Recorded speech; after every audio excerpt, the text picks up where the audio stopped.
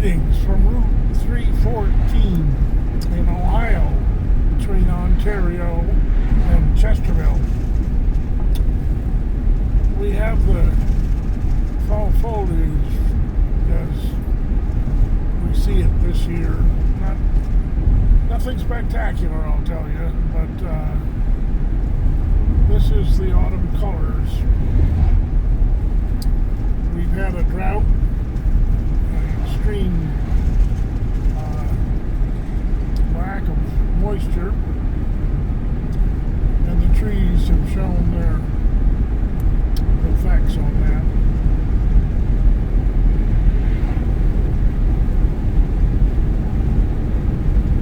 As I drove up here this morning, I thought, this is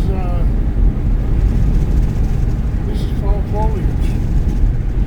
If I'm going to make a video of fall foliage, it better be today, because we've had a couple of windy days. A lot of the leaves are already come off the trees, and a lot of the trees are bare, but the ones that are left have the most color we've seen so far.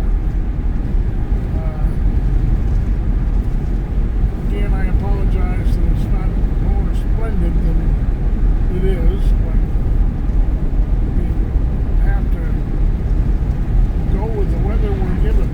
And this year we went for over 6 weeks without moisture, no rain. And the corn crops, they said this was the best year ever for corn because we had so much spring moisture and everything was in line for the best corn crop ever. And then we didn't have any more rain after they said that. So a lot of the corn died on the stalk and the kernels never filled out. A lot of the soybeans that the English farmers grow are no bigger than BBs. They thought they were doing so well because the plants came up and were so big in the end of July, the middle of July, when bean plants are just setting forth. But without moisture, all is for naught. Bean crops that should be over 80 are down below 40. Corn that should be well over 300 is coming in the 140 range. A lot of the corn won't even be harvested because it's just not worth the diesel.